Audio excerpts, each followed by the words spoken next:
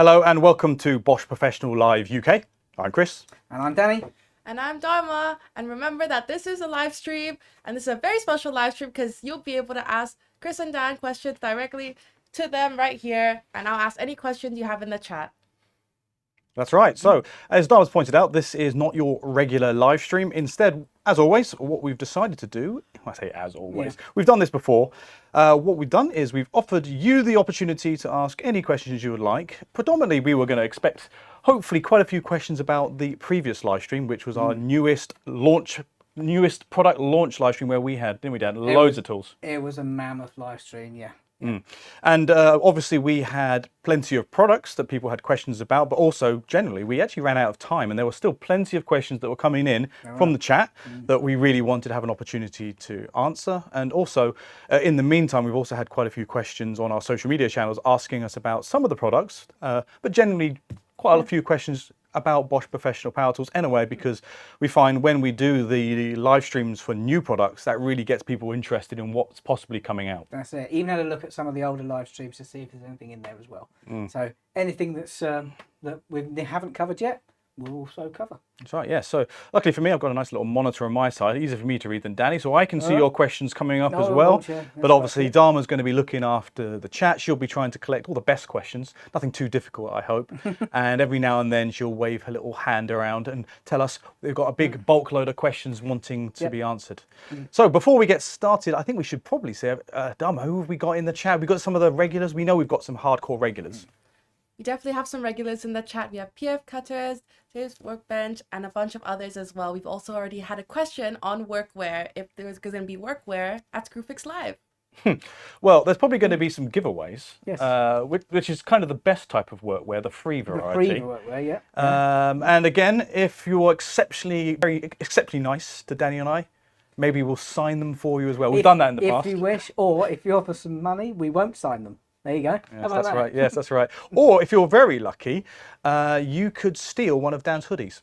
Yes, that's happened before. So if you that was I've come away with less clothes than I went. A super fan somewhere out there has Danny's baked bean stain. Shouldn't have gone to KFC on the way. Exactly, yeah. So, yeah, I don't know about exactly what we're doing at events. We, unfortunately, are not going to be selling any workwear. On the topic of workwear, guess what, guys? We're trying, but unfortunately, it's still a bit of a mountain for us to climb. I was surprised, actually, the last couple of live streams we've done, no one's mentioned workwear, or at least we didn't hear about it. I think that's because people like Marcus are a little late to the live streams, and their little workwear is lost somewhere in the sea of questions. So if you want to ask those questions, Marcus, you're going to have to put it in a lot more. Who else is it? Radine. Is he another guy who was asked about workwear? So yes, unfortunately, I can see there's loads of questions going through the chat there. You're going to have to spam workwear for us to see it. But it doesn't matter because guess what? Despite the fact that we try our best to keep pushing that up the chain, the priority at the moment is, especially for the launch cycle, is we are, as you can see, we're really aggressively filling some of those what we call tool bag gaps. So we're trying to fill gaps in the range. Workwear is a little lower on the priority. There's a few products that I know you guys want. Now that we've got things out like, well, the electrical test tools, I think. The ratchets are now launched. Obviously, that's something you used to give us a lot of hassle about. So I'm expecting to see more people going, first fix nailer, please. Or, I'd be disappointed if they didn't. I think we've got some questions here already about the first fix nailer. So there's a lot of products that I'm sure you guys will want us to bring out instead of workwear. Yeah. Threaded rod cutter. Oh, that'd be nice. That would be nice. Okay, so let's probably get into it. I've got a few questions that we've collected over the last couple of days, and as well as some of the questions that were left over from the previous live streams. So I'll get started with someone straight away, which is, what do we got here? CJ Gregory, .30. It's a relevant number. Is there any chance of Bosch bringing out a 12-volt inflator? And I guess he means a professional inflator, because we have a DIY one. We do have a DIY one, 18-volt, and a little 3.6-volt one as well. I'm guessing it's probably for either pumping up the tiles on your van. Makes sense. Quite possible. Or immersion heater storage vessels, because they need to be checked during service. That's right. For professional side of things, not currently, no. It's something that we are pushing against in Germany, though, definitely. There's a definite relevant need for one, and to have it in the 12-volt range would just be perfect. Yeah, plenty of power in that. So I mean, here's a follow-up question, which is very similar, which is from Paul Negrusa, I think it is. Will Bosch bring out a professional 18-volt tire inflator, so specifically a tire inflator and a concrete vibrator in the future? Now, tire inflator wise, same thing, same as the Schrader valve that you'd find on a pressure vessel. So one machine to do both would be perfect. Obviously, you need a longer tube for the pressure vessels, but that Now, in regards to the second part of the question, now I believe there are some AMPShare partners that do a concrete vibrator of a type.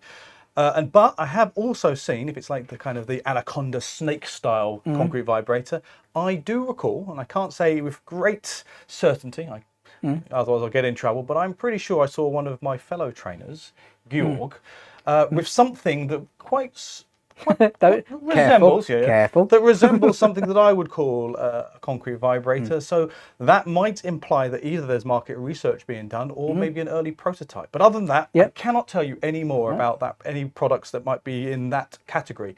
But I know already that that is something that is very important to the professional tool bag. And as I said, our partners, our AMPShare partners, I believe do different types of variants on those. I can't tell you exactly which partner it is. I can look it up for you and find out. But I do know that this is definitely something that we're looking to bring into the range for Bosch Professional power tools. Okay, so more questions. What have we got here? Next one we got from Louis123R. Are there any specific tool sets that works with the AMPShare batteries? Now, I'm not 100% sure what you're implying by that, so just to cover what we mean by AMPShare batteries, obviously we have a number of partners. I think we're well over 30 different. Yeah, it's growing and growing. 30 at least, a wide range of manufacturers that are either in the power tool industry, professional power tool industry, either direct competitors or adjacent to us, and they all now run on the Bosch 18-volt battery platform. You'll see them with the little logos here on their batteries, which will be AMPShare powered by Bosch, and these are Bosch batteries running the same connectors that run on Bosch Professional power tools. So you could argue that as long as the AMPShare partner as long as the machine is compatible with the AMPShare batteries, which are Bosch batteries, then there's no limitation on which Bosch battery, or as long as it's 18-volt professional, that you can put on that. Yeah. So if it fits the AMPShare batteries that are typically going to be the ProCore batteries, that means it opens you up to all the normal we call GBA or CoolPack batteries. Yeah, I would first check with the supplier that is providing the tool as to whether they haven't electronically keyed out a lesser capacity battery, because we have come across that before on some of our machines where we've keyed out a specific battery for weight reasons or for instability. However, I don't see any reason why not. The battery fitment mechanism is going to be exactly the same, but ask the manufacturer. Yeah, that's probably the safest way to go. That's what we say every time, is that obviously, even as an AMPShare partner, not all of their machines will have made the transition to the Bosch battery platform yet. Exactly. So always check beforehand with the relevant manufacturer, even though they are AMPShare partners. If it's a light, for instance, I shouldn't imagine there's going to be any problem there. But then again, remember, some of the AMPShare partners might be quite new, and there's probably still stock that was running on whatever previous battery platform they had. So always double check that beforehand. But my understanding is every time I've seen some of the listings for AMPShare products on, say, UK sites, they are indicating that it is a AMPShare product or a Bosch compatible product. So we do AMPShare batteries in the GBA cool packs anyway, so it stands to reason that it's fine. Okay, so another question from Liam Dunn. Any updates on the L-BOXX Contractor upgrade? Now, the L-BOXX Contractor name, that was something that leaked very early on. Yes. We saw some, I think there were even drawings, some early drawings of the Contractor concept that had leaked onto things like Facebook, wasn't it? Yeah, I mean, to be fair, Sortimo's manufacturer, so yeah, they were leaked. Well, they're probably a little bit sooner than that. You get the rough idea. Yeah, there was a bit of a joke between Danny and I where we were surprised actually that quite a lot of the stuff had come out before we really knew, and we like to think that we're right ahead of the curve when it comes to some of the products. We play a little bit dumb because we have to, because we can't tell you everything. But genuinely, the L-BOXX contractors, the actual first images, that really surprised us because we had only just seen the very, very initial concept ideas, not even drawings at that point. To see those leaked on Facebook was quite a surprise. Are there any updates? If I was going to be honest, and I'm going to be honest because that's what we promised to be on the live streams, we were hoping to see more information and potentially even a launch this year. However, my understanding is that might have been delayed till next year. Yeah, you were over, Chris was over in Germany quite recently for our Train the Trainer conference. Unfortunately, I missed that one. Other commitments, but you got a little bit more information out of that than I did, so yeah. I'm a little bit behind the curve on that sort of thing. But we've already spoken with our product managers here in the UK, and although there was a desire and a hope that we were going to be launching some of the new L-BOXX Contractor this year, I'll be honest, I think it's really going to have to get pushed back to the beginning of 2026. The team's fired up in there about it. They're so keen to get it over here. Just so they're a little bit more informed about it. But again, the sooner it gets over here, the sooner we can get it on the shelf. But it's not all bad news, and that's important. Yes, there is a little bit of a delay. However, it's a good delay because what they've done with this time is they wanted to revisit some of the topics and some of the things they were offering. Yeah. And I hope that you will be happy with some of the choices, because it's not all just about the new racking system or the new L-BOXX box system. There are other things, not quite workwear related. Oh yes, yes. Maybe a backpack. Yeah. There will be a few other things that might be right up your street. And to be honest, it's really useful for someone like Danny and I, because trust me, we're in and out of vans all the time, going to events, and something really missing. There's a few things that are really missing from the L-BOXX system, but generally, they're things that I think all you guys would really appreciate as well. Yeah, I mean, I remember probably one of the most recent TTTs or Train the Trainer conferences I went to with Chris. They showed us a selection of storage solutions, and it was literally, yes, we want that, yes, yes, yes, yes, yes. So we're hungry for this. We know we need it, and we've been luckily enough included on the ground floor when it's come to development as well. So yeah. And again, I keep on going on about it, but we're not going to be just going and buying things off the shelf, like out of a catalogue from third parties. Anything that we manufacture or bring to market will at some point have some input from the Bosch development team. Of course. So we don't want to do off the shelf stuff. We're not just going to buy some stuff and rebrand it. We really want to make sure that it has something uniquely Bosch to it. Yeah. So anything from this new contractor, any additional types of storage or mobility solutions, I think it will have some, really interesting stuff, because we got to put some feedback, personal feedback on what we think these things should have, and the team that are in charge of developing this, were really interested. We're really keyed up. This is why these live streams are so important, that we can get the feedback directly off of you in both the chats and the comment section below, because then that gets fed directly back to the development teams at a really early point now. So yeah. Well, let's use this opportunity now, because this is what the Q&A session is. Even if we don't see it or we don't answer it, if you are interested in a new second generation version of the L-BOXX system or a radically new contractor system, this is your opportunity now to let us know what you want the new system to have. Maybe we won't get it in the first wave, but as long as we can get this feedback, and the next time we go down there, because Dan and I are hoping again to go back to Germany. End of this month, I think, aren't we? Not for a conference. Not for a conference, but later on, just before, in a couple months actually, we're going back. I think it's going to be in October or so. That's our opportunity again. If they're asking for feedback on this new contractor system, this is our chance to get some of your feedback and put it straight in front of the development team and ask them, is this something you can implement either in wave 1 or wave 2? So this is your chance. Okay, moving on to another question. Luke Betts, good question, very important one. Danny, when will there be a first fixed nail gun? Sooner rather than later, I'd like to think. Nothing on the roadmap for this year. I would imagine it's going to be a next year at some point. I don't know whether you've seen one in more an updated version than I have, but the last time I saw it, it was a 3D printed pre-production model. It was a working prototype, but it was in its first wave development. Yeah, no, that's it. Very nice bit of kit. Very nice. But it's yeah. Well, the priority is obviously there. That we need a first fix nail gun to be taken seriously. Full stop. We completely agree with you on that one.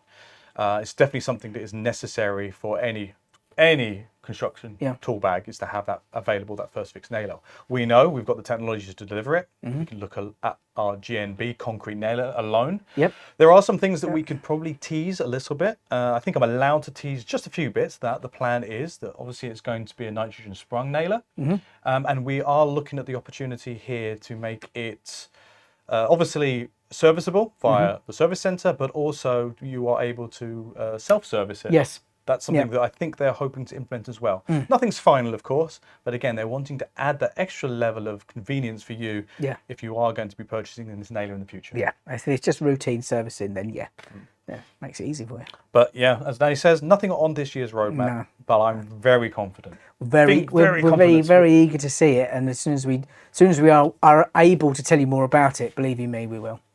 Okay.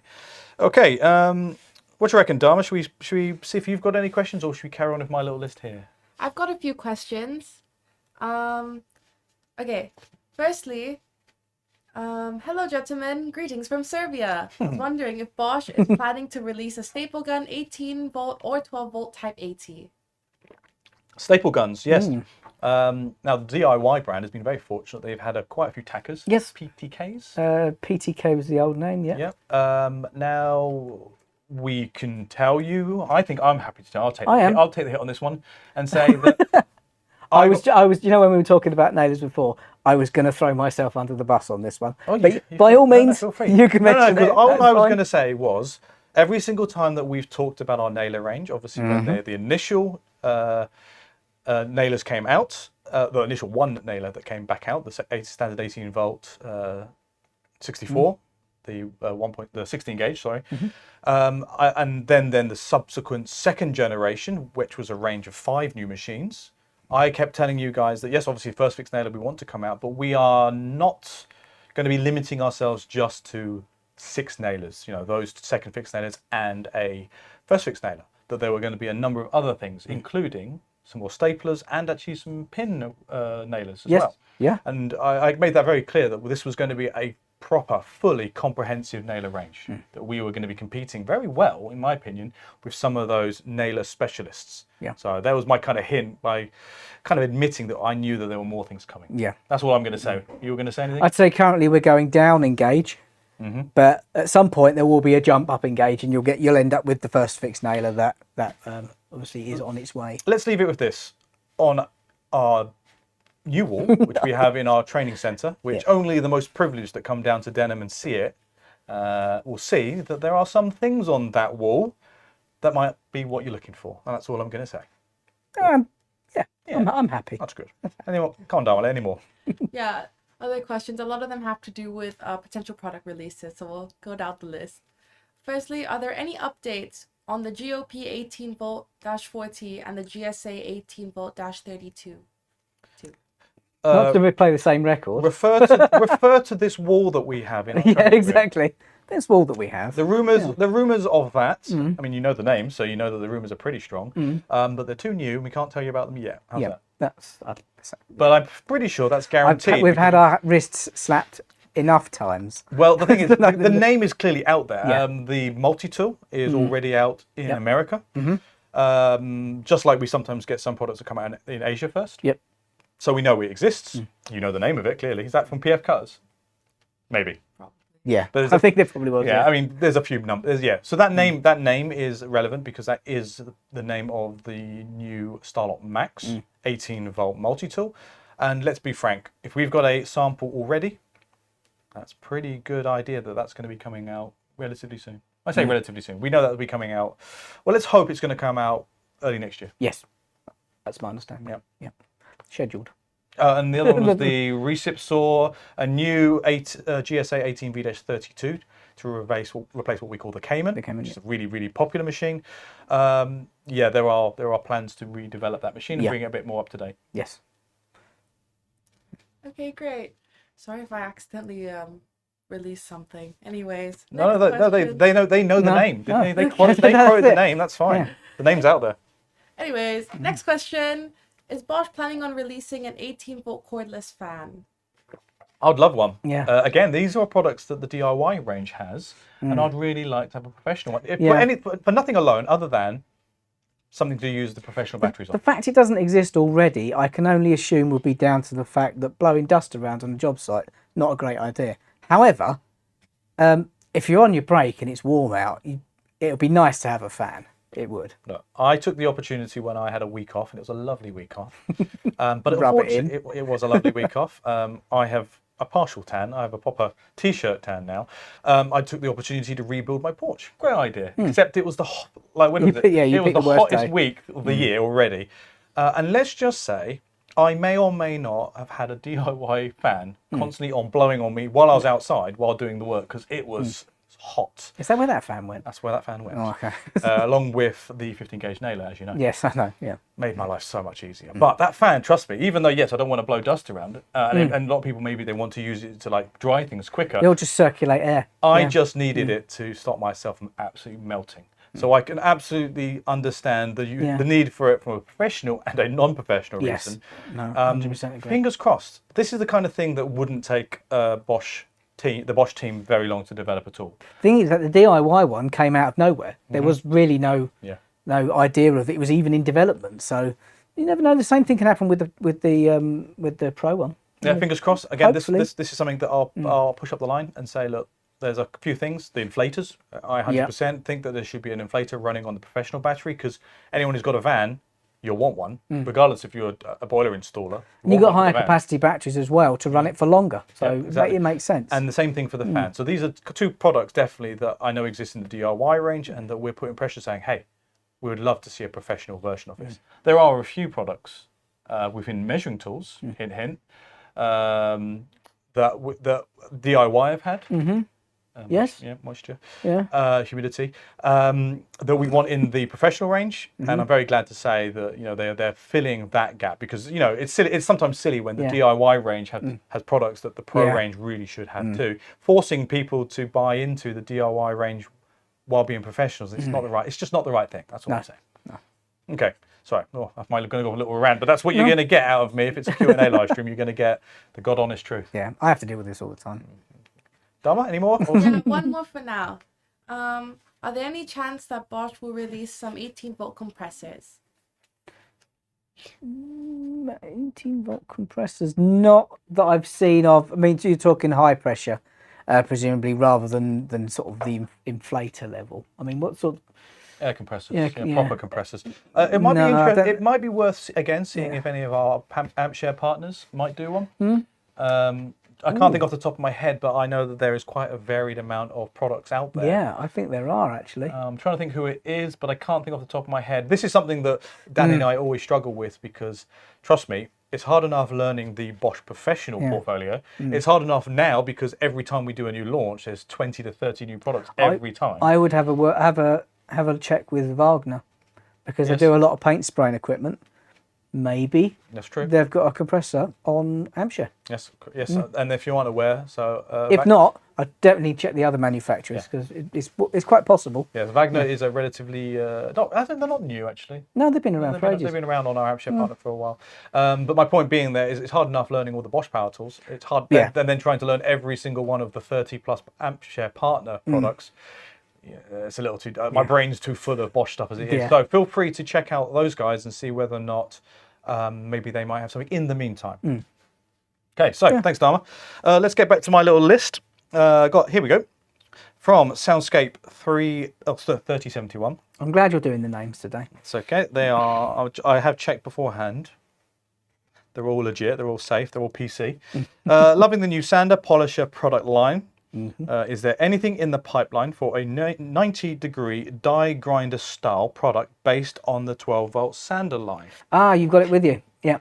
You're done. I read this one earlier, and the GRG, I believe it is. GRG. Yeah. Do you know the amount of times I've got that wrong? It's just you always want to call it a W, don't you? Yeah. It's the one tool that really throws me on the name. But the GRG 12V-50. There's too many 18s. Will take a die grinder head. So there you've got your right angle, 12-volt die grinder. Yeah, loads of speed control, really good ergonomics. You can see that this is the same ergonomics that we had with those Sanders and polishers. Sanders. Yeah.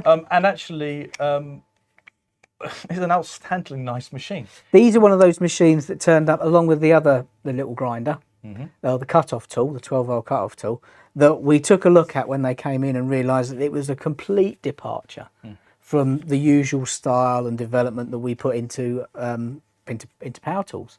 So it's shone out as almost like a unique item. Obviously, this has been adopted now throughout the sander and the polisher range to great success. Yeah, they're all really good machines. But this, as your die grinder, we do a range of stones, shaped stones as well. Yep. More than enough. And as I said, it is a grinder. It is designed that way with loads of speed control and a variable speed control as well. We couldn't have asked for a better machine. So let us know, Mr. Soundscapes 3071, whether or not the GRG is the product that you're looking for. Yeah, just checking. Maximum speed 16,000 RPM. That's plenty. And also goes really low as well. Yeah. Okay, so our regular Superfan delusional portal, 8867, we should add. Will you make a second generation of your GSB 18V-150C? Now that's our bi-turbo brushless flagship combi.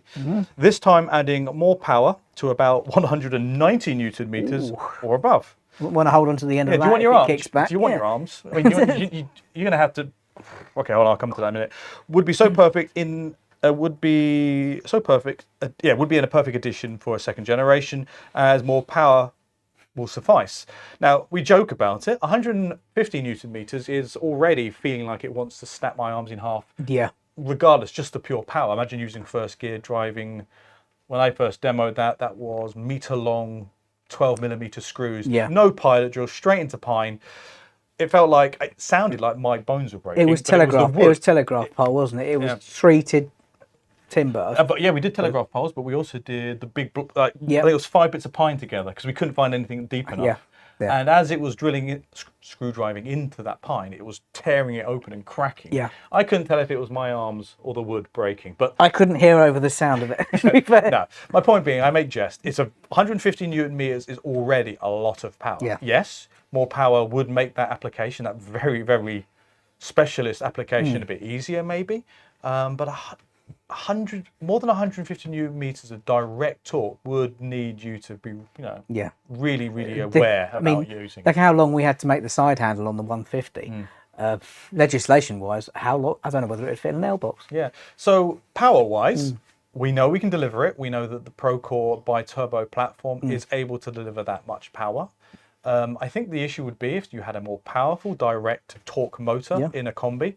It's going to cost a lot of money. It's going to be a bit heavier as well. You're going to have to design even more robust gearbox and motor. Yeah. So again, it becomes a question of what application are you looking for? Because if you're thinking about like stuff like ground augering or same mind, potentially stirring plaster or cement. We've got special tools for that. Yeah, we've got the mixers, GRWs, but there's also something else coming out. There is. A couple of things coming out that are also maybe what you're looking for. Yeah. So stay tuned for that. Yep. To answer your question about second generation flagship bi-turbo brushless combi and drill driver, keep an eye out for the beginning of next year. Yep. There's a potential that we're going to be. I'd argue we're not making an entirely new machine, but we are making some modifications. It's updated, yeah. Yeah, it's not a new machine, so you're not going to get a more powerful product. We think 150 currently is enough power for any reasonable. I say reasonable. It's unreasonable. Yeah. Simpler to operate, I'd put in. Yes. Simpler to operate. We've done some things, and I think it's important for Dan and I to point out that for many products at Bosch Professional, we have made the decision. It's a bit of a sad decision, but I think it's the right decision for many products to remove some connectivity from some products. And what you'll find is a new range of products where the connectivity's been taken away, but you have not lost the functionality. Yeah. If anything, maybe we've made the functionality a little bit easier. So stay tuned to that. Stay tuned for that next year. But anything that does require connectivity, especially things with like tightening torques and anything like that, then and measuring tools and the connectivity will remain. Yeah, obviously. Yeah, we've just gone through the product range and gone, how much use was that really? Are our users using it? And if it's a no, let's save you a little bit of money, make our development a little easier, and we're all happy for it. Okay, so we got one from Shannon V3R. I'll buy the one chuck in a second if it was here in the US. I really hope a push is made for us woodworkers. So good point. We know we've got quite a lot American fans. Yes. But the product range is often very different in the US. And I'll be honest with you, I can't tell you the decision making on why certain products are launched in America. I can't decipher your naming structure because you like to call them different things. And in certainly no uncertain terms, could we even speculate on any launch dates, or even if it's something that is going to launch? Yes. Because I mean, you get things before launch dates change with us, like next door, and no, but at the drop of a hat. But as we pointed out, we already know that the US get products we don't get. Yep. So sometimes you're complaining about not getting stuff that we have. We complain that there's many people that complain you've got products that we don't get. And sometimes you get things earlier than us as well. So let's hope that the one chuck is going to come to the US in some form or another. I hope it does, because the machines that it's part of are pretty good. Yeah. But the concept of a one chuck, I think, is super relevant regardless of where you are. So let's find. We can't promise anything. If we get a chance, we'll have a chat with our equivalents over in the US. We know them quite well. We'll see what we can do to convince them to bring it out. But as you know, the one chuck is new here in Europe and the UK anyway. So we want to find out how well it's doing in our countries first before convincing people to stock it in others. Exactly. Sure. Yeah. I'm very confident, based on the reactions from people coming in for completely different training, and then they see it on the shelf and go mad for it, which is surprising to me, actually, because I don't think anyone gets excited by hammers, but these guys clearly didn't want to have inspection camera training. No. So they were well up for it. Okay. Right, moving on to some more questions. Let me just check I've done them all. Yep, cool. What have we got here from Pins? Pins314. Why did you show a 5mm cylindrical drill bit in the one chuck when the manual says a minimum of 6mm? To be fair, when I was specking up for that demo, I just picked up some drill bits that were next to each other. Yeah. The hex ones happen to be next to the 5mm ones. Although it says 6, I think it's recommended. It's recommended, but it's a 3-jaw chuck. It will go down to whatever. I mean, I don't. Maybe 2-3mm. But the point is, the recommendation isn't really about anything other than it's not a very useful. It's not the kind of tool you'd want to be doing precision screw drilling with a 3mm bit. Yeah. You'll probably break the bit. So I think it's more around that. As Danny pointed out, we just wanted to illustrate the fact that you took cylindrical bits. It's whatever we had. I think it was actually whatever we had in our studio drawers. Yeah, I think it was just on the desk. Yeah. It's a 3-jaw chuck. It's capable of doing whatever. You guys will do whatever you think is necessary, but there is obviously a recommendation from us, the manufacturers, that... Yeah, what are you talking about? Of course they follow the user manual to You read the instruction manual, page, front to back, page. You would never do anything outside the recommendation. No. That's my experience. No, definitely not. But then, that's good. We've proven it does better than the... As always, our power tools do better than what we even claim they do. Yes. Okay, to Yendor Carlos, GLI 18V-2200C. Yes. The app has changed and I cannot program the light to come on. Now, we don't have our 2200C to hand. We're not really set up to show how you do it in the app, but do you want to explain how it works? Basically, the Toolbox app now no longer functions. There's a little link in there to send you over to the Pro 360 app, which is the app that we use for product registration, for warranty repairs, inventory management. You register your product on there, your connected product. You don't have to add a proof of purchase if you've had the machine for, say, 6 years or so and you haven't registered it. You don't have to do that as part of the registration. However, this does give you the ability to then connect through the connectivity functionality. So that's all incorporated in the Pro 360 app now, rather than in the Toolbox app. And I have checked it on one of the other lights that we've got here. I've got the GLI 18-1200, this little one here, and it works a charm. Absolutely perfect. You've got all the functionality that you had before, just through the different app. So update your app or go to the link for Pro 360, register your product on there. it's a good thing to do to register your inventory of products anyway, especially if you're working in a van. You can keep an eye on exactly what you've got in there. Keep the serial numbers. Yes. That's the important bit. And forbid that someone breaks into your van and steals your contents of your van, you then have a list of tools that you can then provide to your insurance company and the police with all the serial numbers and all of the information that they'll need. So again, it's Well, to summarise, double-edged really. You get the best of both worlds. You get the connectivity and you get all of the functions of Pro 360. But to summarise, all that's happened is, yes, we've made the we've just changed app, and at some point they've had to draw the line and discontinue support for the old app. So we obviously do want to encourage you to use it for the obvious reason that, well, it's probably security is the reason why we don't want you to continue to use it for the older connected products. So just make the transfer to the new Pro 360 app and set up your machines. And actually, in fact, I think they've done quite a good job of tidying up the interface. The user interface is much better. They've got pictures. Look out for the guy with the thumbs up to tell you that you've connected to your tool. And then you've got exactly the same functionality. It's a lot clearer and cleaner to understand. So hopefully that helps you, Yendel Carlos. On to the next guy. We've got, I think it's Reavers XC. This was probably in regards to the last live stream where we were showing the new GBH 18V-22X with the GDE 18V-12 dust extraction onboard unit. It says, and now you need to show how to extract the dirt out of the vacuum cleaner. So I'm assuming you mean the GDE. That's a good point. I mean, to be honest, I know what plenty of you guys will do. You will read the instruction book, obviously. That's right. After reading the instructions book, you will remove this while placing on a correct PPE, an FP3 mask, I'm sure, and then emptying that very safely into a small container or bin, and then wrapping that up, putting it away nice and clean. I'm sure that's how you do it, not taking it out and just banging it on the side of a fence. The other way that actually Danny and I do it, which is actually much quicker and easier, is we remove the filter very carefully, or the dust box, and then we get an M-class filter or better and literally just vacuum the box. That's the easiest way and get all the dust out and not having to worry about any of it getting airborne. That would be my recommendation. If you do not have an M-class dust extractor, then I would advise you...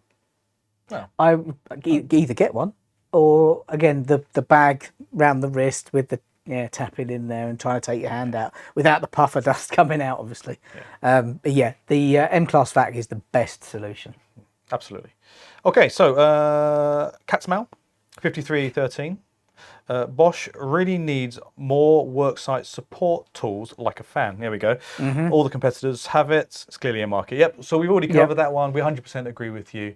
For whatever reason, just keep yourself cool, help dry stuff. I mean, we're probably going to get someone who, I'm surprised no one said also a heater. Yeah. That'd be a good thing That's too. the time of year. Maybe winter time we'll get that question. But we agree with you totally.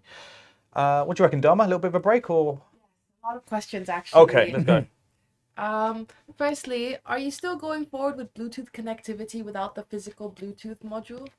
Well, we partially answered that question by saying that we're being a bit more selective with connectivity. You will see that with the new, we call them D-Class IW production tools, we've gone away from Bluetooth and now we're using NFC, so near field connectivity. That's the same kind of technology used in, say, your Oyster, not chip and pin. Chip and pin. Yeah, your contactless payment is running on NFC. So it's similar to Bluetooth, but obviously even lower power. Well, it doesn't require its own coin battery to run. It just has a much shorter range. So it's very close. That's a far more cost-effective solution for doing things like changing the settings on the device, which is primarily what we're using for connectivity. What you're describing is the Bluetooth connectivity we had in something like the GBH 18V-24 with the integral connectivity module, which I think there's a few other products. There was a few others. One or two other products that had that. Some of the newer ones that have come out, though, especially the impact wrench range, are still using the Como modules or the connectivity modules. There's a mixture. I think there's one other product that has integral Bluetooth. I cannot think what it is off the top of my head. The rest are still using the modules, the measuring tools, for example. They don't use a connectivity module. They're built in as well. So there's a mixture, and it depends on the products. So to answer your question, trying to answer your question, is it's a mixture. Depends on the products. A lot of the measuring tools are integrated. And we are, generally speaking, moving away from Bluetooth connectivity modules for power tools and moving to NFC. Yeah. Right? Yeah, that's about right. Yeah. Cool. Thanks, Dharma. Any more? Yeah, another question is, when are we getting an 18 amp hour tabless battery for heavy duty applications? 18. Ooh, you need a little wheel. You need wheels on that one. Well, not quite. You've jumped a very important number. Yeah. 15. Yeah. Yes, 12 amp hour. Did you hear that as well? No, I didn't hear anything. Yeah, 12 amp hour. I think it's pretty good, but yes, it's always good to have more. I mean, if you're running big benchtop machines, heavy draw applications, it's good to have more runtime. I think we will take the necessary steps to move up from 12 to something more like 15 first, I think. To jump to 18, I don't. Who else is doing 18? I'm trying to work out how many amps per cell you'd need if it rounds up nicely or not. Who else is doing 18? I think let us know. Talking quadruple layer, maybe. No, I think it's very unlikely we're going to make any batteries that are bigger in layers than the triple layer Procore battery currently. I know that for a fact, actually. That's not going to happen anytime soon.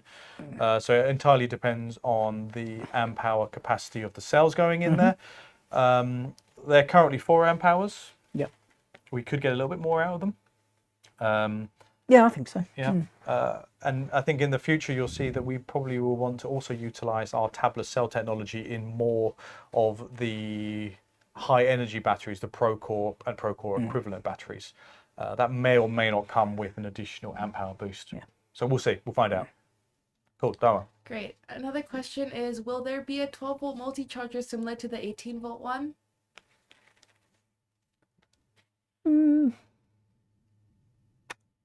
Maybe. How much do you want to say? Okay. Let's frame this differently. People have been asking us for a multi-bay charger. Yeah. We brought out the GBA 18V6-8. Yeah. Is it -8? Yes, -8. Yeah. Okay, but that's a sequential charger.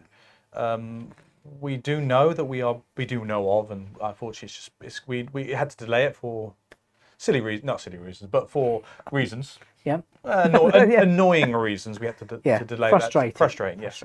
A dual bay charger, simultaneous. Yep. I think I can actually say, because I think it went out there. So that was going to be a simultaneous 16 amps or 32 total amp charger, because it went out on the press release. I remember that. Yeah. And that's got pushed back a little bit. Yeah, that's 16 amp, but both bays at the same time. Yeah. So, yeah. So that was announced, but then got delayed. And then obviously everyone is saying, actually, we really like the idea. We want more bays because maybe we're a crew of guys. You've got a lot of tools, a lot of people working on site. It'd be nice to charge them all at the same time. So there's been a lot of back and forth, and you were involved in some of that. I've also been involved with a lot of it, trying to get some feedback on what you want. What would the user be willing to pay? What would they want for a multi-bay charger? So if you're talking about a bigger project charger, would you want a multitude of 18s, or would you want some 12s, or would you want a mix of two, 3 of one and 3 of the other, or USB-C chargers? There's a lot to take into consideration. That's right. Yes. So if you've got any ideas of what you would want in your job role, then definitely put it in the comments for the video afterwards, or in the chat. Just to let us know what would fit your particular job role. I'm not saying you'll get what you asked for, but it will be taken into consideration when we're trying to develop the best solution for everybody. Yeah. Now, weren't able to show it on the last live stream. Unfortunately, our sample didn't arrive, but we have a new hybrid charger, the GAL. I think it's a GAL 18. Is it 18 or 12V18-8? 12V/18V dash. It's an 8. 8, yeah. It's an 8. Yeah, 8 amp dual charger. So it's a single 18 volt battery bay. So it charges an 18 volt battery at 8 amps. So really fast for an 18 volt battery. But if you take the 18 volt battery out, inside there's a 12 volt bay. You can plug that in there as well. 12 volt battery, also charging at 8 amps. And that's the fastest 12 volt charger that we have had. As Chris says, we haven't actually seen one in the flesh yet. I think we saw one over in Germany a while back. but we haven't got one here to physically show you as yet. That's right. Yes, I think we launched it. Here it is. Yep. It's not. I think stock is not widely available. No. So it's I think it's quite a popular product at the moment. Now the reason why I brought up that charger is the fact that there is some discussions again on a way of producing a multi-bay charger that is essentially like having multiples of these all together. So therefore you will have your multi-bay charger, and it would be possibly both 18 and 12 using that new dual charger as a kind of a template. Yeah. So if you've got a 6-bay simultaneous charger, you could have a 6-bay 18 or 12 or a mixture of the two, depending on what you want. Yeah. And I think that's really the avenue that I think is the most exciting for me, because that means that's going to break that whole barrier of like, oh, I like using my 12-volt products because they're nice and light, but I don't want to have all this separate stuff, chargers for when I have my 18-volt stuff. You just want one charger or an array of chargers that do both. And I think that's the most sensible way of going with it. Yep. But would you want that in a 16 amp, or would you want it in a 8 amp, or get on the website. There it is. That's the one we're talking about. So if you want to find out more, pop on the website and have a look at it's the GAL 12V/18V-80. I was right. Yes, we were. So that is obviously a great looking product, and trust me, we're going to be probably replacing quite a few of our chargers in the training centre with just those, because again, we have loads of 12-volt and 18-volt machines. We don't want to have duplicate chargers for each one. Yeah, we've got so many chargers in there. Yeah. Okay, Dharma, sorry, any more questions? Another question is, will there be a brushless chalking gun? Tracking gun, these. Tracking? Chalking? Caulking. Caulking? Caulking? Chalking? Caulking. Yes. We have one. I used it last week. Is it brushless though? Oh, brushless. Do you need brushless? I think it's got, well, let's be honest. It'd be nice to have brushless. I didn't go anywhere near draining my battery. I know I didn't do as much as a professional caulker would do, but they're not particularly high energy draw machines. And you could be running that on I wasn't using a Procore battery. No. I was just using a tiny compact battery. These are 2 amp. Oh, really? Fine. It's nice and lightweight, isn't it? Yeah, I mean, I'll be honest, I'm not the best caulker. That's why I'm using an electric one. You're not a natural born caulker. I'm not high speed. I had it at quite a low setting, so I don't make a mess. I was using a hybrid silicone, so if I made a mess of that, I would have made a permanent mess of that. I am not aware of a brushless one coming to market. The one we've currently got is what we would call a necessary range filler. I think it's adequate. I don't see any updates to that. I think A good question, but I don't know. Not yet. The original one we had was a sausage gun, colourfully known as the sausage gun, because it took the sachets, and then we moved into the one that takes the standard plastic tubes.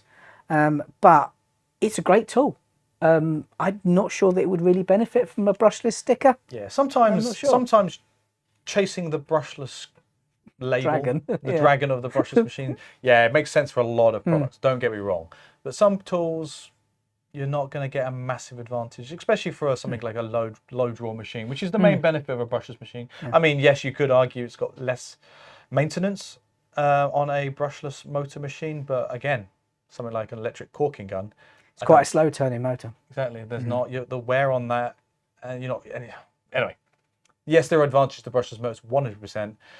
Sometimes the returns are diminishing on some products, but it would be nice to have a full brushless portfolio for sure. I would imagine if they're going to do a replacement for it or an update of it, it will be brushless. Yeah, that's right. We're not producing anything, I think, recently that's brushed, are we? So, Not really, no. No. Okay, Dharma, please, any more? I'll do 2 more questions for now. Okay. But there's still time to go through. Are there any plans to update the GDR 12V-110? Yeah, makes sense. It's a bit of an older design, isn't it? It's the relatively large one, isn't it? The 105, and it's one of the weaker ones. Sorry, what was the machine again? GDR 12. GDR. Oh, yeah, 110. Yes, yeah. What have we got? Is it 105 and 110? No, the 100. I think the 110 is the 3/8, or is the 105 the 3/8? Either way, one of them's either one of them. GDR or GDS. Yeah, either way, they're older machines. Yeah, they're both similar. I'll look it up. We'll come. Dharma, ask the next question. I was just going to double check which ones, so I know. Yeah. Next question is, are we getting an 18-volt or 12-volt version of your GSG 300 foam rubber cutter? Ooh, not that I've seen. That machine is an absolutely fantastic machine. Every time I see a program on TV with where they're doing upholstery or anything like that, they're always using our foam cutter because it's probably the largest, most widely available one there out on the market.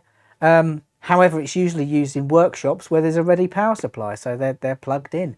Got a plenty long enough cable for that sort of usage. So I don't know whether there's a big enough market for cordless when it comes to upholstery tools. I mean, yes, if we end up updating it, undoubtedly it'll become a cordless variant, but we've not seen anything on the roadmap. No.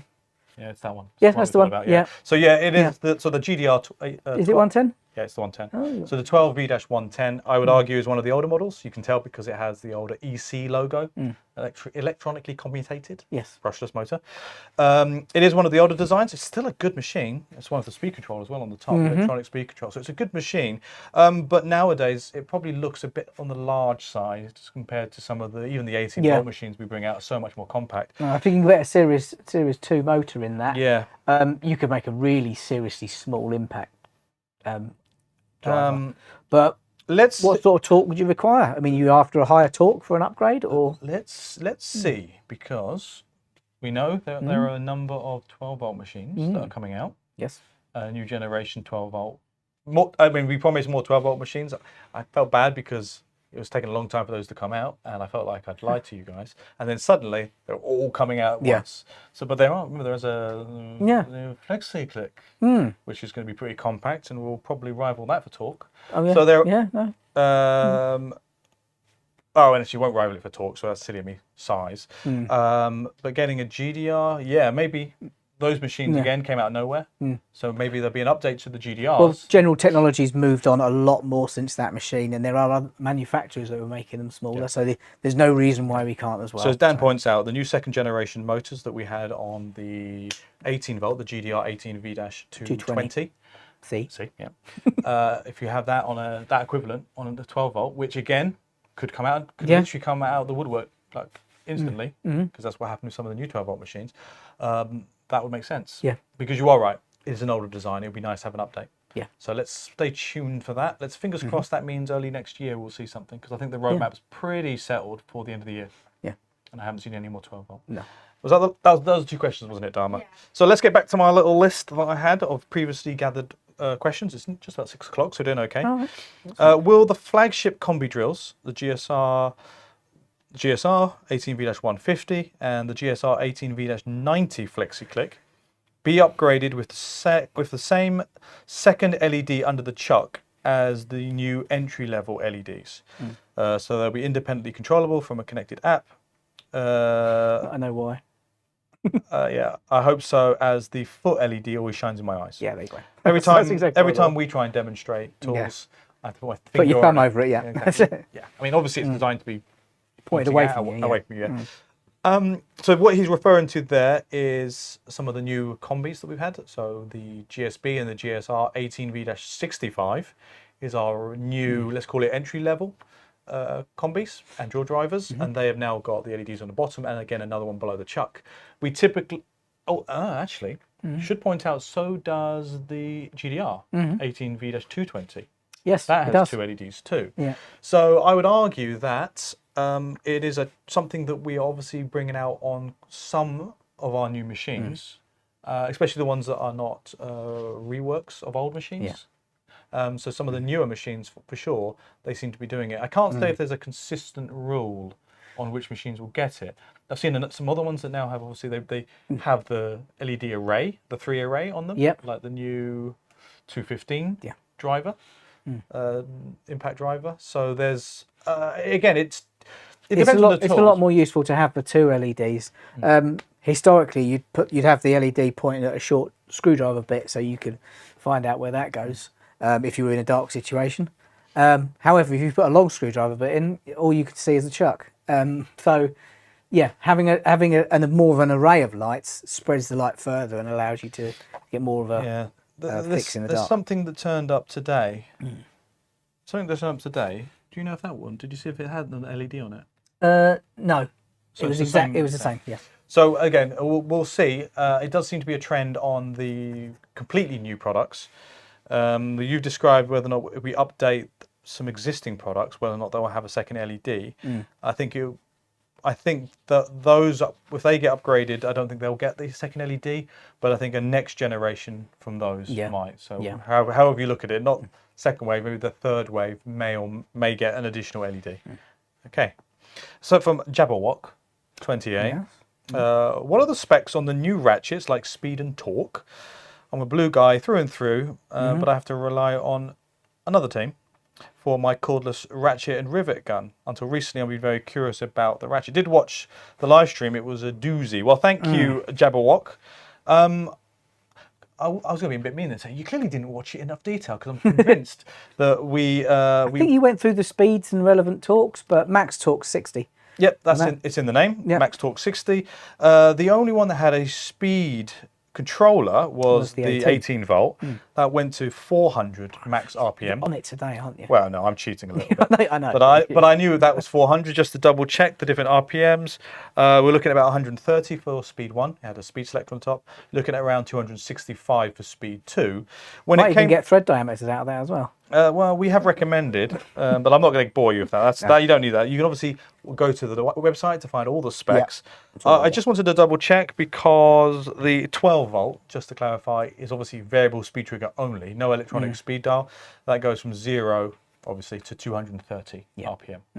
So when it comes to ratchet, there's not much more spec. Torque and RPM, and there we go. Hopefully I've covered that for you. If you are interested, feel free to watch that live stream, because that was a good one. They're good ratchets for sure. We also teased, because it hasn't come out yet, that if you want a 1/2-inch ratchet, that we're bringing another one in the 12 volt range for that. And that will hopefully come before the end of the year. Similar specs, different anvil. Okay, so let me just double check where we were. So, Jabberwock, hopefully that answers your questions. If in doubt, check out the website. That will definitely tell you all the details you need. Okay, you like this one, Egg Stream.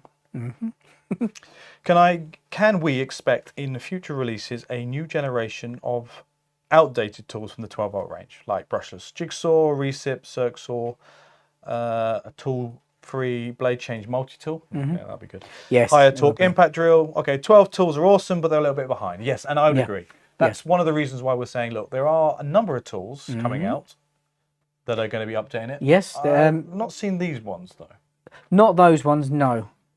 But that does that. But there's a couple on the new wall in the other room that, yes, they are updated versions, slightly higher spec as well. So it's not just a simple changeover of a couple of components. They are spec'd up, fully brushless, high torque. We've also, in addition, they've had a few that have got some new electronic features in line with some of our other tools that will really help reduce potential injuries. So there is some products that we are updating. It would be nice again to see an update to those what we call system tools. So the jigsaw, recip, multi-tool for sure. I think it'd be nice to have a brushless jigsaw. But saying that, the 12 volt is such a smooth machine anyway. But I mean, there's one machine I would love to see, which is a proper Starlock quick change 12 volt. I would agree. I would argue that the 18 volt multi-tool is really good. It's not really big. It's quite compact, but I can imagine that those who run the 12 volt battery platform or just want a machine that's a little bit slimmer, a bit smaller, would still really want a 12 volt multi-tool. I mean, a lot of people really hammered our multi-tool, our 12 volt multi-tool when it first came out because there wasn't an 18 variety. And I would argue that the 12 volt platform is a little hard. Not hard. I'd argue that the multi-tool application that you want it for is really hard on a 12 volt platform. So I would say 18 is better for multi-tools generally. But I would say with the advent of the 12 volt and 18 volt charger at 8 amp, and dual layer batteries. And dual layer batteries like the 4 and the 6, the 12 volt range is clearly developing in a way where we can throw more capital at it to increase it or improve the machines that we've already got. And putting a brushless motor in something instead of a brush motor, it's not a great stretch, is it? Well, you wouldn't imagine so, would you?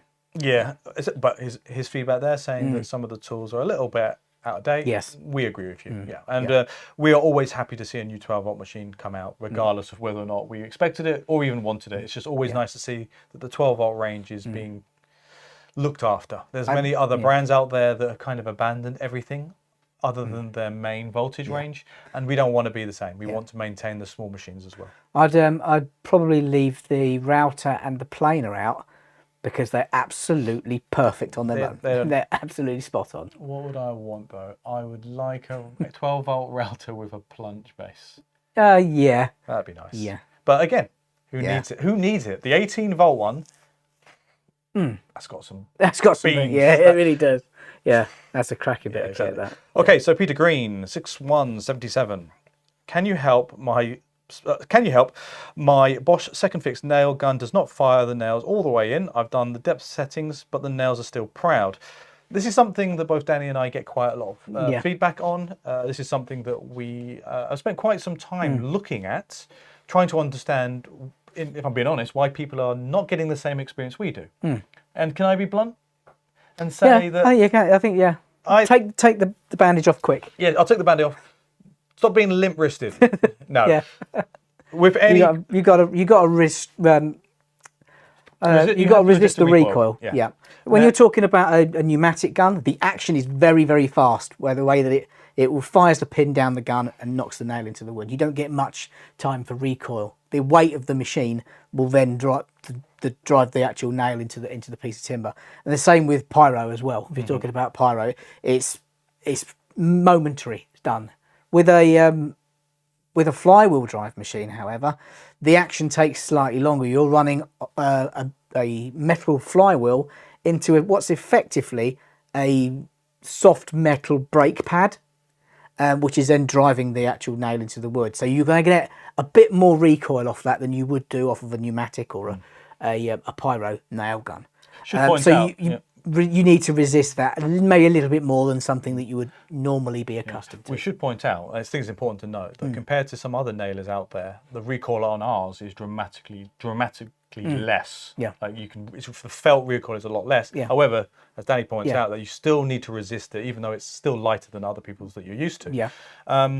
It's not a lot of recoil. It's just the way that the recoil is delivered requires you to put a little bit more effort into holding it back. Now, there are other factors that might be involved. Obviously, depending on the gauge of nail and the hardness of the wood. If you're working extremely hard wood, trying to drive the maximum capacity, then you may come into some issues. Obviously, the nailer will be spec'd for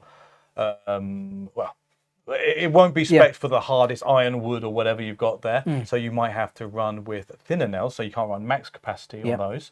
And there are other factors where you need to consider maybe your nails are too long, actually. You might be saving yourself some money. You've only got a set number of nails. You go for one of the longer ones. And actually, we've had some instances of people shooting the nails and it's hitting the brickwork and essentially not bouncing it back out again. Yeah. So first thing I'd say is, as Danny points out there, try again a little slower. Making sure you're putting a lot of weight behind it, maybe using your second hand to hold the body of the nailer. Make sure that it's fully, make sure you're resisting that nailer first. I'd also make sure the foot is fully in contact with the wood, because I've seen a couple of people using it where they're almost high-siding the foot, so one side isn't touching, or they've leaned it back to a degree where just the angle of attack on the grain of the wood's enough to bend the nail, and that won't shoot in straight.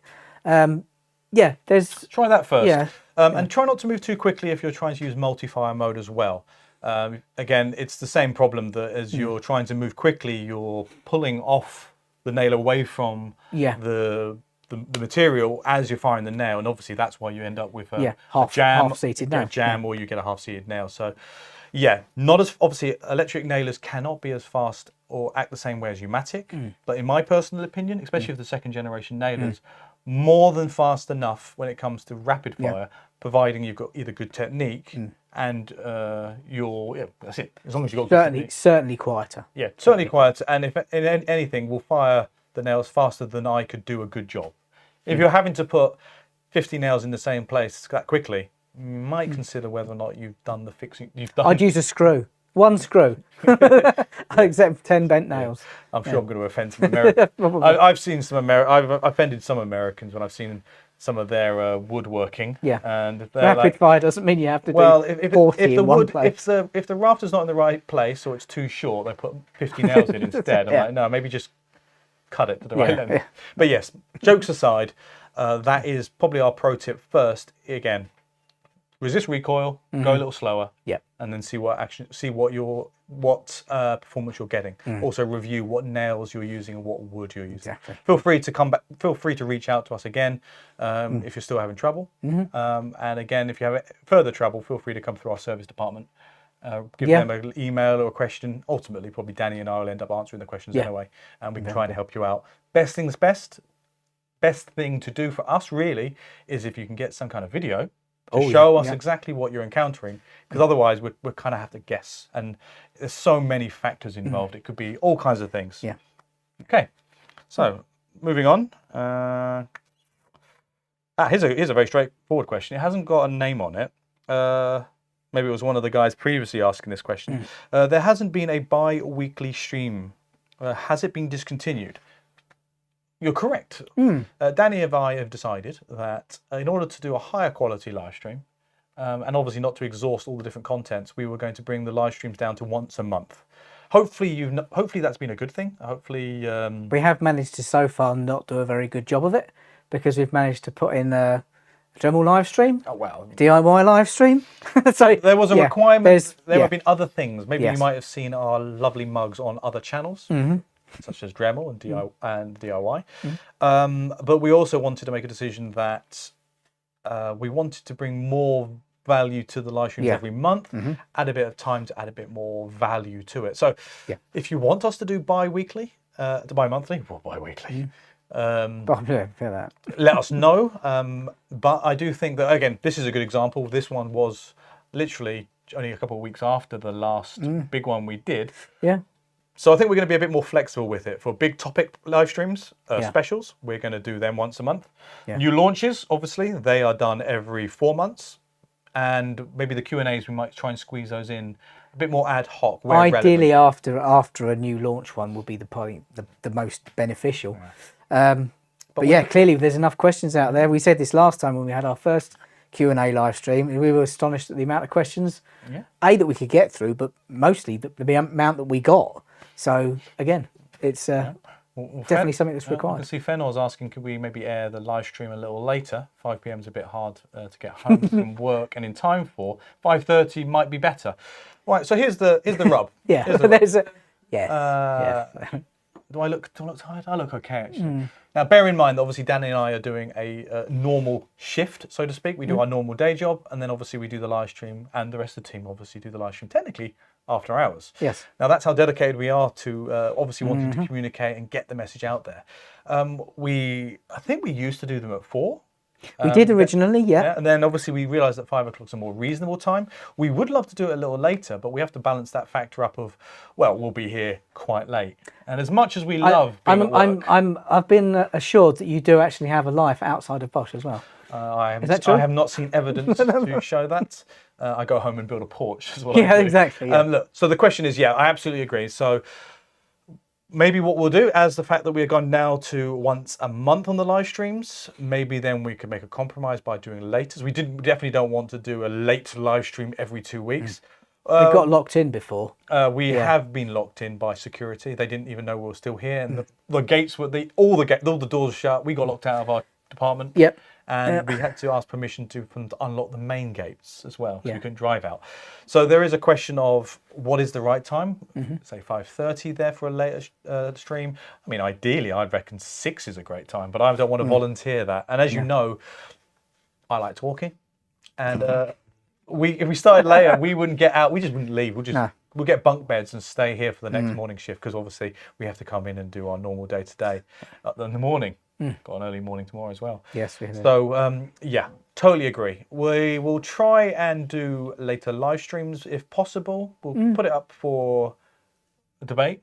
Yes. Remember, the live stream obviously goes on for quite a while. It's 6 o'clock now. And again, you feel free to obviously rewatch the live streams after. But as these live streams have got more and more popular, it becomes more and more relevant, because there's a lot more people watching it live now compared to how it was right at the beginning. Difficult question. Okay, sorry. Last one on my list here. Well, not this page of my list. Bosch should incorporate a level indicator on the GSB 150 from the GSP 150 onto, say, hammer drills. Yeah, would make a lot of sense. There's a new product coming out that is implementing a more rudimentary design, which works pretty well. It's not as good. Yes, it would be nice to see electronic angle detection, EAD, on different products for sure. That's it, yeah. I haven't seen any new types of products that are going to have it yet. Watch this space, because again, I think that's something that we will reserve for our flagship machines. Well, I agree. I wish I did see that on other machines. I think it's something that you've claimed, or not claimed, but you had made the hope that they would roll that down. I hope they would roll it down through the range, but I've not seen any evidence yet. But there are features that lower down in the range that the top ones don't have. So it's So that was from Chris Cott 6455. Get the numbers right. Look, we agree with you. It'd be really nice to see that. I'm glad that you are someone that likes it and hopefully uses it. And there's many users out there that are still a bit resistant of any of these electronic aids. They think it takes away from their skill, when actually, like everything, it just makes your life a little easier. And it'd be nice to see that, and a lot of the other Bosch USBs, such as kickback control and all that stuff, electronic angle detection, even the auto torque modes that we've got on our drivers and our impact wrenches. Not enough people know or use that. True. Okay, so Dharma, I'm going to pass over to you for a little bit, because I've read out quite a lot of questions. I'm sure you've got quite a few building up. Yeah, there's quite a few. I'll start with this question. So there was a couple questions about this. They were asking for a blue to green battery adapter. They said, fully understand why there's no green to blue one, but blue to green would transform Bosch's range and widen the customer base massively. This is something I've discussed as well. But I think some of the motivation for having two different battery classes was to ultimately, I think, protect the professional brand from people buying DIY batteries that are obviously not designed for professional use. And obviously that would impact on the performance on a professional tool and potentially damage the perception. That makes for perfect sense. But what about the inverse? Well, the argument would be, I would argue that initially they would say that the DIYers would be put off by the price of the professional batteries. If there was an adapter, that would be adapter would be the ideal solution. Would be the ideal way. So I mean, that was the original thinking. But nowadays, I think that shouldn't be something that we'd limit ourselves with. I think this is something that we constantly bring out as a topic, saying, I've said this myself personally. I know I've said it. Yes, I agree with not having an upwards adapter, but a downwards adapter. Sorry to use up and down, but pro to DIY, that would be nice. And there's no technological reason why we couldn't do it. So let's keep trying. Danny, I'll keep trying to argue the case to help support those who, again, maybe just want to purchase maybe some lawn and garden machines that are not professional. But they want to be able to use their batteries on them. Can only be a more sustainable thing to have less batteries. And that's something. I think, and again, that and is it's good for the battery to keep using it and recharging it as well. So again, it maintains everything. And that ethos is 100% Bosch. Like global Bosch is all about trying to make everything a bit smarter, far less wastage. Having two battery platforms is a bit of a trouble for us at the moment. Okay, it's a good question. Dharma, any more? Yeah, before I get on to the next question, we put a poll in the chat to see what time would be best for people. 5 p.m. is winning. Oh, I see that. Oh, no, 6 p.m. is winning. Oh, I wasn't reading it properly. just winning. I think that was wishful thinking as well, wasn't it? Yeah. Get on the phone. I want to get on my phone. Quick 5 p.m. 5 p.m. Yeah. Oh, no. Oh, that's it. Change again. Okay. Look, I kind of get it, because I mean, that's a good question. Like, what time does everyone get home? We originally used to think that people like professional guys used to finish a little earlier, because we know you start a lot sooner, and hopefully you would have been back by 5. We also were thinking, we want later, because you'd want to watch this live stream after you've eaten. But the one about that is, the longer we leave it for them to eat, the longer we have to wait before we can eat. Exactly. Okay, so we'll keep an eye on that one, and we'll bring it into discussion on whether or not we could maybe do later live streams. But again, it entirely depends on the entire team, maybe and the powers that be. If we don't have a particularly difficult day beforehand, before and then after, then that makes sense. I wouldn't mind that so much. Cool. Okay. Dharma, please. Yeah. Another question is, will you be releasing a coil nailer for roofing and siding? We used to have, did we used to have a coil nail? We for did, yes. pneumatics? Yep, we did. Tommy gun. Yep.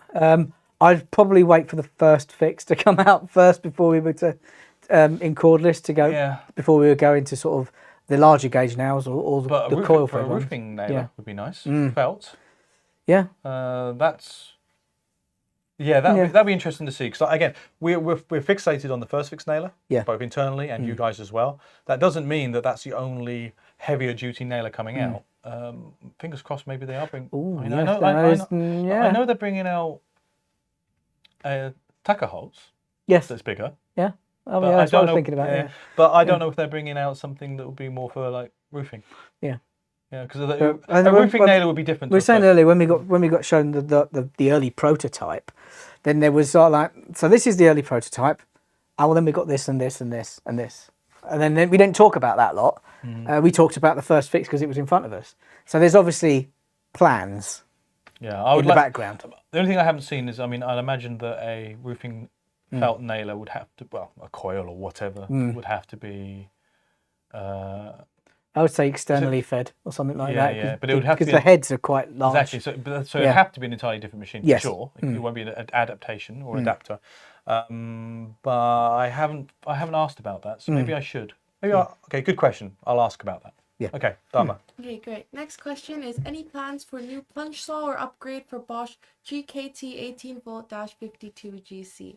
I'd like to see one with a larger blade. Really? Yeah. Now I think so. Maybe we disagree on that one, because I always argue, do you need more than 52mm depth of cut? Because bigger numbers are better. Everybody knows that. Apart from that, because obviously that's one of the questions that we'd had at events going, is it only a 140mm blade? I'm like, what are you doing with it? Yeah, no. We've got bigger saws. I mean, we've had people ask for bigger circular saw blades. Yeah.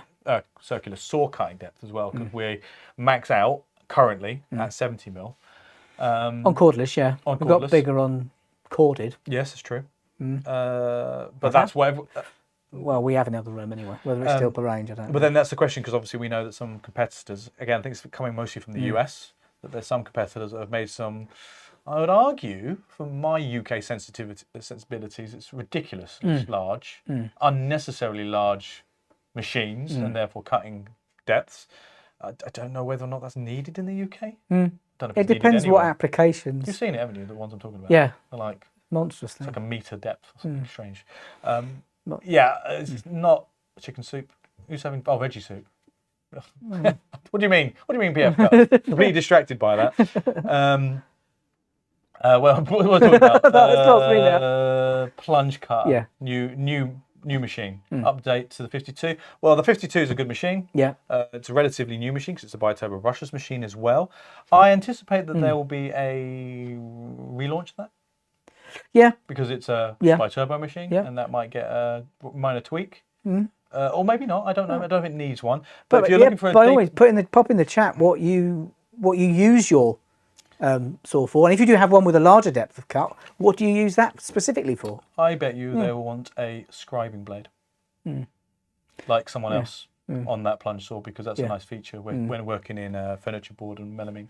Yeah, really nice. I would argue that a scoring blade is nice to have, but with some of our expert blades, on that machine, yes, there is a benefit. I would agree, but if you are careful, you can get a really clean cut on those machines. Yeah, with some of the some of the expert blades. Absolutely. Absolutely spotless. So, but to answer the question, we've not seen any plans for an updated plunge. No, unfortunately not. Although we do get asked for it quite often. Yeah. Yeah. Cool. Dharma, please. Okay, next question is, will future drills have trigger locks fitted? It would make tile drilling a lot easier, and it would also be really nice to be able to set the drilling speed in the connected app to more precisely match the spec of the bits. Yeah. Very true. Yeah, well, we don't have any speed controlled combis. The only trigger locked ones that we do have are the hammers. You can trigger lock them. Belt sander, that's trigger locked. Yeah, but largely trigger lock not for drills, though, is it? No, largely trigger lock is kept for corded. As far as I can remember. Well, there's a few odds. Drywall guns. Yeah. There are certain applications, but for drills, because specifically saying drilling applications. They're not trigger lock, not on the cordless anyway. Corded ones, yes. The GSB 2-21. how do I say this quietly? I mean, there's other tools that will have it, but they're much bigger. Oh, yes. Yeah, so they're cordless, but that's an obvious requirement Yeah. to have long runtime. Yep. At the moment, yeah. no. I mean, is that a thing? I don't know how popular that is with anyone else out there. Any other manufacturers? Do they do many of those? I don't typically see a lot of drill drivers that have lock-on switches, but feel free to pop it back in the chat if there's any specific manufacturers that are doing that, and we can have a look at see if there's a market for us. Yeah. Because I would argue, no, not yet. There's not enough demand. This is a good question, but it's the first time we've heard of it. Yeah. When so doing... the tile drilling, I can see something that you're going to be there a while working away. Then you need to get some Hex 9 hard ceramic bits. You won't be there that long. Exactly, that's what you need. Instead of taking your time, get more expensive accessories and get it done quicker. That's my suggestion. Yeah. Dharma, any more? Okay. Final question for now. What is the update on the 1/2-inch router? Is it going to be a bi-turbo machine? Oh, how much shall I let know? Oh, you know more about this. Well, no. You must know. Well, no, that first question is, will it be a bi-turbo machine? Yeah. Bi-turbo. Oh, yes, it will be. Yeah, it's got to be, I was going to say, no, we're making a joke there because we were... Well, it's going to have to rival something similar to the old Goff 1600E, so that's 1600 watts of power. Yes. So that's what we can get out of a standard Pro Cord. I was making reference to the possibility that the bi-turbo moniker might go, but I forgot they're not getting rid of it. No. So ultimately, it probably would have to be because it will be over 1,000 watts of corded equivalent performance. Yes. Yeah. So ideally 2,000 if it's going to come up against some of the machines we've done in the past. And we were elite when it came to routers back in the day. I'm sitting on an absolute gold mine worth of battery tech information. I know. I cannot say anything to you. But let's just say, I'm going to say it anyway, I'm going to say it. No, you're not. 2,000 watts of corded equivalent performance shall no longer be the limitation. No, you're going to have to wait. So yes, we could. So that router, when it comes out, when, that could be a really powerful machine because we have the platform to support it. Yeah. Okay. Right, so Dharma, thank you for that. We've got a few more questions that we gathered earlier, and then we'll round up the live stream with a few more questions from the chat, and then we'll call it a day. What have we got here? One thing no video shows that I'd very much like to see, I don't know if this is true, the angle grinder kickback protection in action. That can't be true. No. If anything, there's a short video of me throwing it at my own feet. Yes. There's one where I demoed it, unfortunately, in the direction of Chris, without even realising it. Yeah, well, yes. It works very well. Okay, so here we are. I'm hoping you've picked up one with kickback control on it. Of course. So we've got a standard GWX. Okay, this is the 18V-10 SC. I was thinking it was the PSC there. Okay, lock-on switch. I should be safe. Cutting guard. Okay, I'm using a cutting disc. I've decided to go for a diamond one, so there's no risk of any bits of bonded abrasive flying around. Okay, and I'll put in a cutting guard to be extra safe, because that is, believe it or not, boys and girls, that's the correct way that you're supposed to use a cutting disc. Yep. Dan is leaning away from me. Yeah, is it that obvious? Yeah. Remember, kickback control utilises an accelerometer sensor, so that's the reason why both these grinders, if they have kickback control, they'll also have drop control. It detects any fast acceleration. It's the same technology that we, Bosch, put into when we invented anti-skid. Yeah, inertia sort of systems. That's right, yeah. So systems. I think we call it the MEMS. We do call it the MEMS sensor. And it's something that we've implemented in quite a number of our tools. Angle grinders makes a lot of sense. We also incorporate it in things like our combis, drill drivers, hammers, even including jigsaws. And to a degree, we've also incorporated variants of the technology in things like our routers as well. Anything with a lock-on switch could benefit from a safety feature. So I can't call it a safety feature, a protection feature. Yeah, whatever, control feature. Control feature. Look, kickback control. Yeah, that's what it is. Obviously, I'm not going to demonstrate it in material. I could, I just don't have any material here. But if the material was to catch the blade and pick the machine up, then the machine would automatically switch off. You'll see that the LED on the back there flashes to indicate that there's an issue, and then you need to reset it by switching off, and it goes green. It's such an easy feature, and hopefully you can see. Again, I'll do it one more time. Cut the camera. Again, with an X-Lock machine, it has X brake, which means we can stop the blade even quicker than your normal conventional M14 fitment. Yeah. Because you don't have a nut that could loosen over time. Yeah, you don't have the inertia of the blade stopping, potentially in a situation where he stops it quickly. That hit me in the foot. Yeah. That's fine. The tool's safe, the user is unsafe. The user is unsafe, or anyone bystanding. That's right, yeah. We don't talk. We don't get to talk about X-Lock enough, do we? Not usually. No. It's so easy. Yeah. Okay, so just not having to use a spanner, it just makes so much sense. Okay, so there we go. Hopefully that demonstrates kickback. If you really want us to do that in material, same difference really. Yeah. I'm more than happy to do that for you. But the technology, I think, is very mature. Yeah. We've rolled it out on pretty much the majority of our machines now. The only ones that don't have it from a grinder perspective are going to be the more entry level. Yeah. So from the the sevens. 10s, yeah, the 7s and 8s, I don't believe have it. The 10s and 15s. Yeah. And the 180s do. Yeah. Yeah, and I'm pretty sure some new machines are going to have it. Yes. Yeah. Okay. Yeah, they do. Yeah. Stay tuned. Okay, next question. I've got a name here, so this is SJ Neil Carpentry. Does the GKS 18V-51 fit on rails? It's in the name. No, it doesn't. If it's got a G in the name, as in 51G, that doesn't actually exist. That machine doesn't exist. But if it had a G at the end, then it's a guide rail compatible machine. 57G or 57GX. Yes, exactly. As an example. Again, to clarify, if it has the GX, that means it's compatible with our new range of FSN X rails.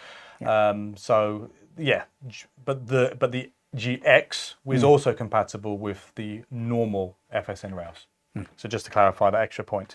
Okay, does the GKH, that's your hydraulic electrician's cutter, the 18V-50 cut armor? So I assume you mean armored cable.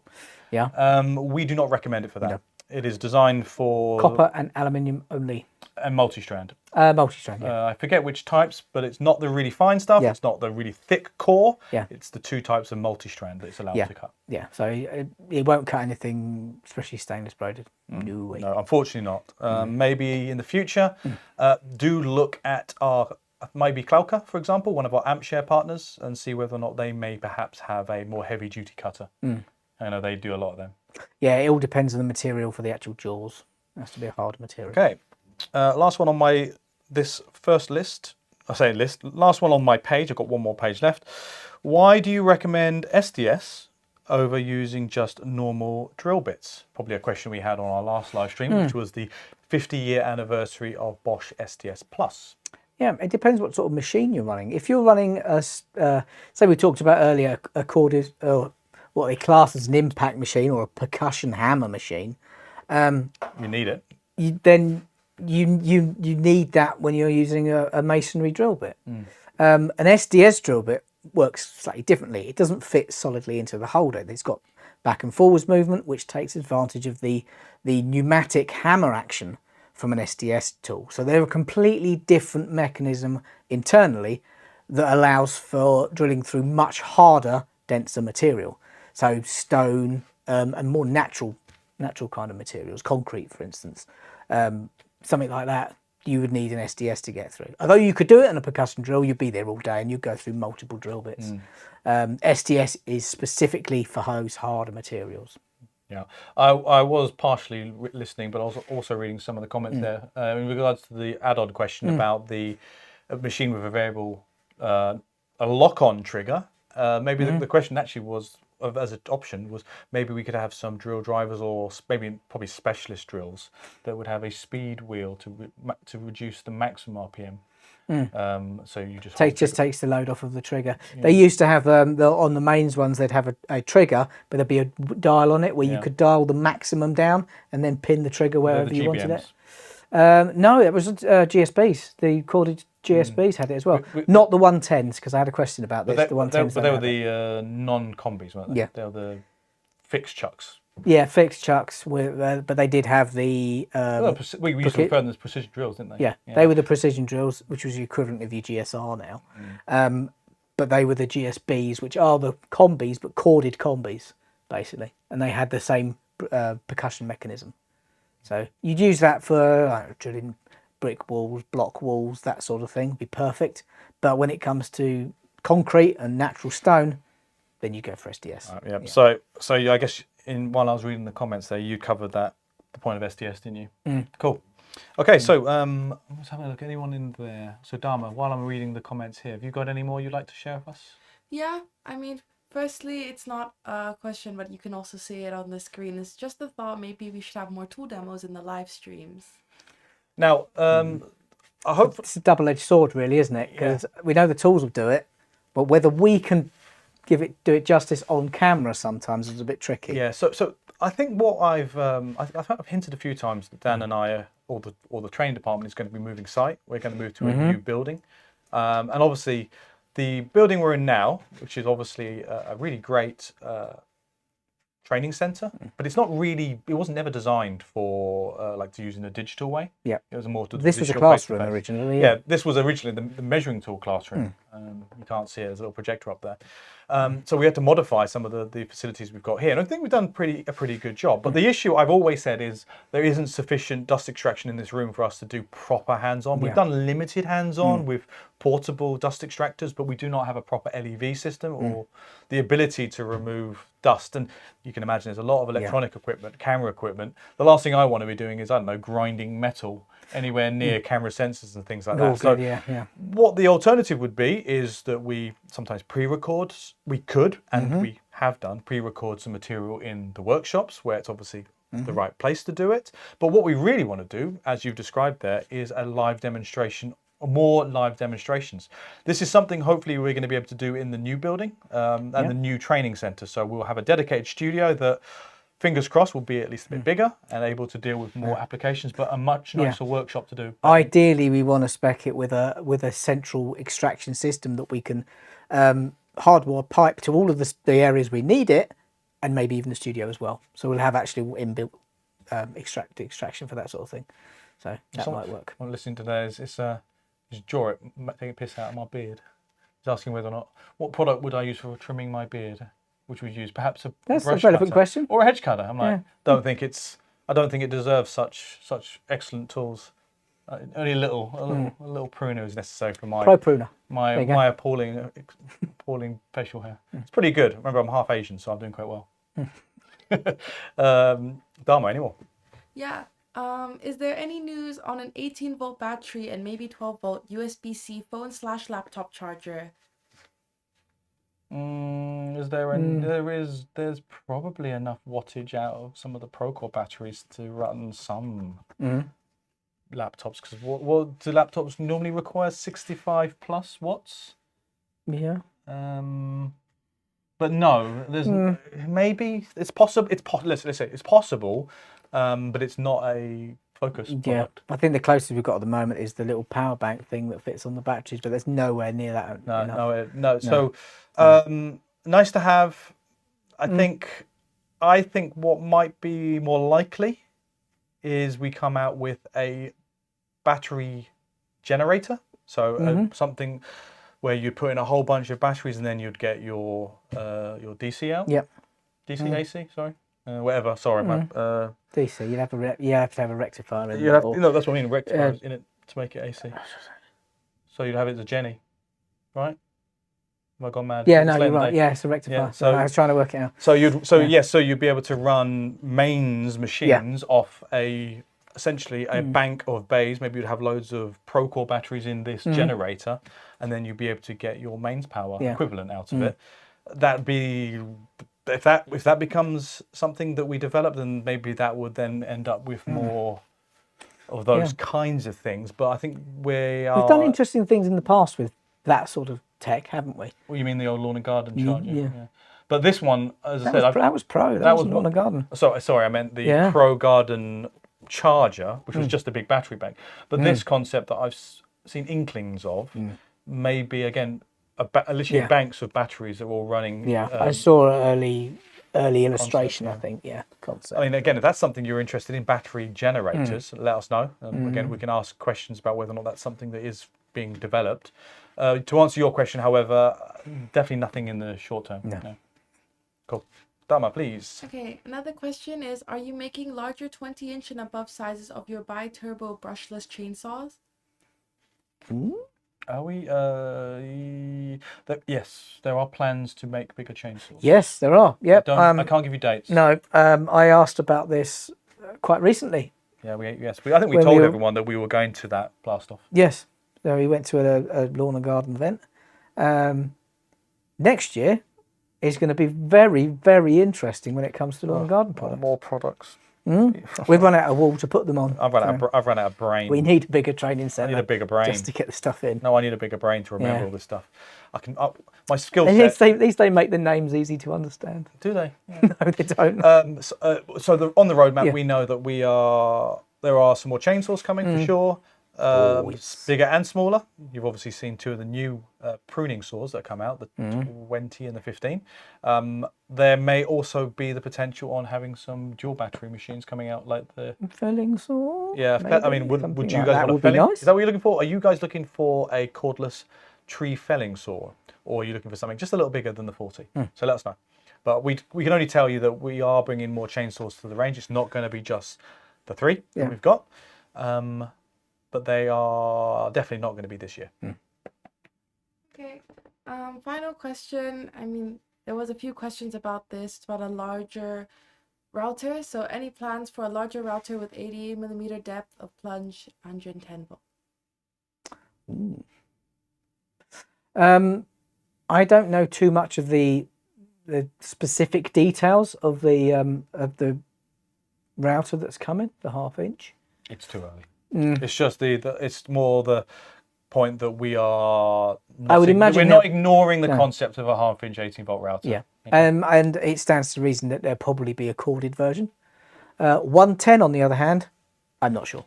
No, I think I think in the UK, I mean, again, there's a lot of international viewers out there. Remember, 110 is the site standard for safety. The concept of 110 being safer is obviously also a controversial topic. That's volts, by the way, in case. Yeah, 110 volts. Sorry, it's amps that kills. So that's the standard on site, and you'll see that in order to produce a completely separate run of tools for every 240 variant in the UK, you need a 110 variant. Then it's not very cost effective because it's only really the UK that have that requirement. It's both manufacture in Germany and it's storage over here. Yes, exactly. So I think what you're seeing, and actually it's quite prudent because actually this is a trend in the professional market, construction market as well, that actually they're preferring people to be using cordless machines anyway. Less jennies required, less extension cords, less cables, and also cordless tools are, can I say, they are safer. From if you are to get electrocuted, at least it's only 18 or something volts, right? No, you shouldn't do. Really. No. Yeah, theoretically, you're talking about theoretically, cordless machines are safer than mains machines from electrocution. I'm being very careful how I'm saying this. Yeah. So there is a trend, and again, everything I'm saying is quite loose here, but there is a trend to say maybe we should be professionally moving to more cordless machines on professional construction sites and doing away with the whole 110, 240 argument. Just the trip hazards alone is it's a viable option. So yeah, don't take any legal advice from me. I'm just telling you what the rumours are. For that reason, you might see that instead of bringing out 110 machines, we'll just bring out more powerful 18-volt bi-turbo-esque machines and then doing away with this whole 110 argument. I'm probably pretty sure you'll still end up having the conversation and the very valid question of, well, what about 110 charges? So don't worry, I've heard all this stuff before. These are all very valid questions, and at the moment it's all a bit open at the moment. It's all up in the air. Yeah. 110 charges is a concept, though. Yeah, it exists. Yeah. And I think we are still planning on trying to bring something. The UK product manager has been asking us many times about the market for 110, and obviously it is doable. Yeah. Okay, so we just need to make sure there's a big enough requirement. Yeah. Okay, last few tools. Oh, questions, sorry. Here's one for you, Danny. What does VDE stand for? It's a recent one, this. Now you have to write it down. Verband der Elektrotechnik. It's basically a governing body in Germany who has to certify all VDE products to their very high standards. And if they don't reach those standards, they don't get a VDE stamp and they can't be called a VDE product. Essentially what they're doing is they're testing the product to make sure that it's safe.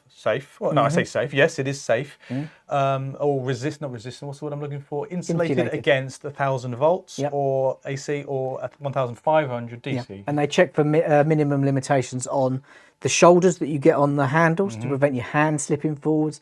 Gripping surfaces. Make sure the insulation on the actual shaft goes right, goes far enough down. Yeah, there's a lot of things to go into consideration when we try to develop VDE products. But yeah, all passed, all stamped with a VDE mark. Yeah, I mean the translation for VDE in English basically is Association for Electrical, Electronic and Information Technologies. So, I'd rather butcher the German translation. Yeah, I only gave you that's only the first half. The second half of the German, it goes on about the electronic information technologies. No, that's enough. VDE, yeah. VDE, yeah. Okay, and here's one from PF Cutters from previously. Everything should come in the expert version. Very durable and quality accessories. Now, I won't disagree if you use the PF Cutters. Obviously, your expert packaging is always going to be this bad boy, packaging blue, but obviously the accessory itself will be blue or have some element of blue on it. And yeah, I wish everyone would buy expert accessories. Whenever we're doing, and see Dharma is super excited. If Tim was with us, he would be super excited as well. But yeah, expert accessories, if you can afford it, absolutely. And I would argue that because in many cases, expert accessories are multi-material. I even recommend expert accessories to DIYers. They're designed for professionals, so these are flagship professional products, but there's no reason why, regardless of your trade or your application, professional or DIY, everyone can benefit from an expert accessory. However, it's a price point thing. Yeah. So why it's all about the longevity. Yeah. So why is everything not expert? Because not everyone wants to pay the money, and and sometimes it's not much of a they are more expensive. Sometimes it could be a little bit, sometimes it could be a lot more.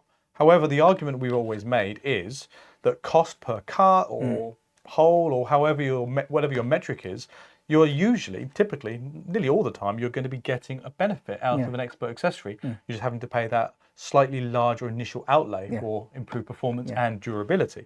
But not everyone wants to pay that much money. Some accessories will benefit or have a detrimental effect if you're not as experienced using it. So despite it being an expert accessory, let's use multi-tool blades, for example, even though they're carbide, even though they may have an extra coating to help with durability, if you're not very competent or you're a bit inexperienced or a bit heavy-handed, you could destroy that blade and then you lose your investment. Exactly. And so maybe, for example, make the joke by saying, okay, if you've got an apprentice who's really needed to learn the ropes and you don't want to hand them a high quality accessory to start with, then you need a different range of accessories. There's a conversation I had with a customer at one of the events that we went to. She wanted to drill a hole in her driveway so she could put a little catch for her gate to keep her gate closed. You could have recommended some hardcore accessories. I could have recommended some X7 drill bits, which would have forced her to go out and buy an SDS Plus hammer and all that sort of thing. But to be fair, horses for courses. If you're going to drill one hole, you don't need to go for the flagship product. So we need a range that they can customers can stroll through and pick what they want. So until very recently, we only had one type of packaging for our accessories, and over the last couple of years, we obviously brought out the expert range, clearly defined as expert branding is blue, red line, and the accessory itself is obviously again blue. Relatively recently, we brought out the new Pro range of accessories. So this is the same type of products, both a multi-tooth hole saw, but this is now the Bimetal Pro range. So again, this is still an excellent accessory, but doesn't have the same features as you would get from a carbide hole saw. So less durability, but again, you might only need it for a certain number of applications. You don't want to pay the extra money for an expert accessory. I think you're wrong. I think you should get it. But you might not need it, and we want to give you that flexibility. Some of the machines that we've had in recently that we've actually done some tests and I've been using have come with Pro blades on them. Granted, as yet, I haven't needed it. It is performing as the day I took it out the packaging. Yep. But we'll see in the long term how You're describing long the it cold lasts. cut saw, for example. I am, yes. So yes, you got the Pro. So expert and then the Pro packaging. The difference being this doesn't use carbide. but this is more than competent. I mean, we've got an example of a pro tile cutting hole saw that, as far as I'm concerned, that performs just as well as what I'd expect an expert expert accessory to run, which only means that the expert accessory is going to be even better, which is unbelievable. So expert pro, and then you'll see in the next few, I think it'll be later on this year, you're going to have the Bosch line accessories. So you've got blue packaging, you've got this kind of grey and blue, and then you'll have another packaging which is going to be mostly white. I think it has maybe some red in it as well. Yeah, probably still got the blue band around it, but yeah. Red or blue band, do you reckon, Dom? I can't remember. No, idea. can't remember. But no, it'll be official in September, where you will obviously it's going to be very clearly different. So you have the pro range of accessories, which again are very good for DIYs, or primarily for DIYs, or much more cost-effective accessories. But if you're a professional, I thoroughly recommend you should be at least buying the pro range of accessories, if not stepping up to accessories. The reason we've done this is because you can imagine if you go into a store and you'll see a whole range of accessories all in the same packaging, it was very difficult for users to differentiate and find the one they want, which is probably top. What did we have? We had precision, endurance, clean cut stuff. Yeah, we've it was confusing even for us. So this makes the whole process an awful lot easier. Yeah. So again, let us know what you think. But that question from PF is obviously a good one. Why sell anything other than expert? Because they are generally so good. We want to make sure that we're aiming our products, accessories, measuring tools, accessories, whatever, at all the different people out there that may or may not need it. Okay, so we are coming up to an amazing nearly 2 hours. I predicted it'll be 2 hours. Yeah, you did. We need to prepare for our training tomorrow, so we can't leave it too much later. Dharma, have we got any more questions before we move on? No, we covered most of them already. Cool. What do you reckon? Are we done for the day? I mean, let me see if we got anything in the chat there. Trigger lock would be nice to know. Heat gun. Yeah, fair enough. I would agree. That's from Adobe Scar's book. One from Phenol here, talking about tile drilling. Do the diamond bits have a longer life than the expert bits if used gently? Diamond bits. Oh yeah, I mean, most of the diamond bits nowadays would be rebranded as expert. Yeah, I was super careful with the expert bits, and they on very hard tiles, and they only lasted half a dozen holes. So the expert bits, I'd assume you're talking about the Hex 9 hard ceramic. They're a asymmetrical head. Now we did, in the last Q&A, we also covered a question on that specifically, because people were asking for similar issues. They were saying that they were wearing out too quickly. We offered some very straightforward advice, which is don't run the bit too quickly. Okay, you want to start quite slowly, and you want to build up speed. Yeah, speed 1 to start off with, or just use variable trigger in speed 2. You don't need a high torque application for that. So start slowly, build up the speed. I don't even go to speed 2. You run it speed 1? Speed 1, and maybe even on full trigger pull. Sometimes I might even think that's a little too fast. Sometimes, so you do use it a little bit slower than feels right. That's the weird thing about it. It feels right to go faster because you're so used to using normal drill bits at speed. So you are using the Hex 9 a little slower. You're not applying pressure behind it as much as you think. You're just wanting to keep the cutting edge on cut. Yeah, you'll hear it. It's like a sound as that what do you call it? The asymmetric blade is cutting. And you are cutting away. Another important factor is if you then go through the tiles, often what people do is they leave it in to do the drilling into the brickwork. That will kill. That's not what it's designed for. That's one of the reasons why we sell in some cases we've got some accessory kits that sell the Hex 9 hard ceramic bit and the subsequent same size in a multi-construction bit. So that's what you should be doing. Cut through the tile, okay? Swap out, use a multi-construction bit, finish off the hole, and not prematurely wear the Hex 9. No. Another thing you could do... There is a technique to it, isn't there? There is a technique to it, in order to keep that asymmetric cut in. So feel free to watch the last Q&A. I think it's towards the middle, the end, where we show in a little bit more detail. Maybe actually, Danny, we could do a little training video to show how to use it in more detail, because there is a technique. You don't have to use a technique, but it will prolong. It does increase the lifespan of the actual drill bit itself. Ultimately, another thing you could do is you could use water. Yeah, it does keep the dust down as well, but it does keep the tip of the drill bit nice and cool. Yeah, and that's something that applies to basically any accessory. Any kind of coolant, water or oil, depending on the application, will always have a benefit for the accessory. I can't think of many applications where it really wouldn't. Yeah. Because it's heat that causes the damage on either diamond or carbide. It's just diamond and carbide can resist higher temperatures, but ultimately they're still going to be destroyed by excessive temperature. Anything else about that question? Blades? Yeah, no. It's one of those things that the hard ceramic bits will do things normal accessories won't do. You said he's only doing a few holes. You try using a normal drill bit and tell me how many holes you get out of that. You get one if you're lucky. Yeah, So definitely for that.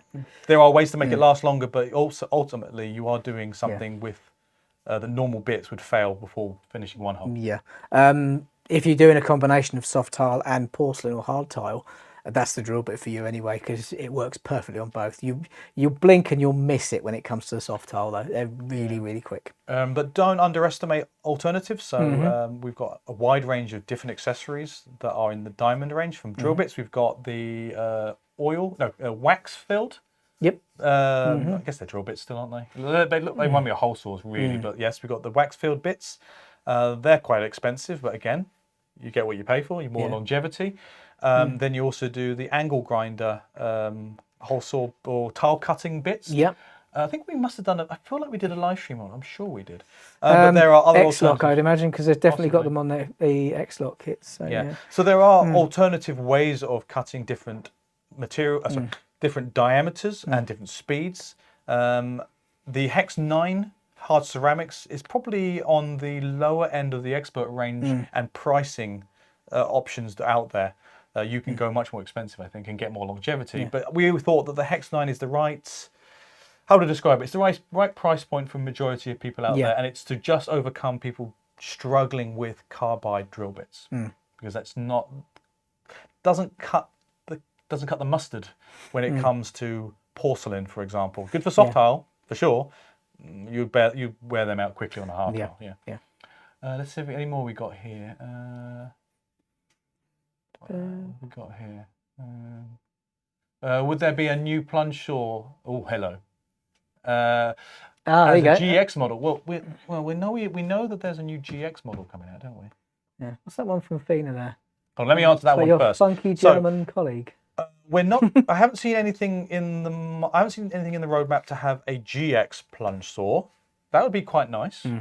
There is potentially something that is going to be a GX machine, so compatible with the FSN X rails, that will be bigger than the current 57 model. So if you want a more corded equivalent machine, wait till next year. Yep. I speak German fluently, and Viking Beard Guy's instructions on this were really good. I think that's going to be. Is that the German guy? Yes. Yeah. German influence. There's a spectacular beard.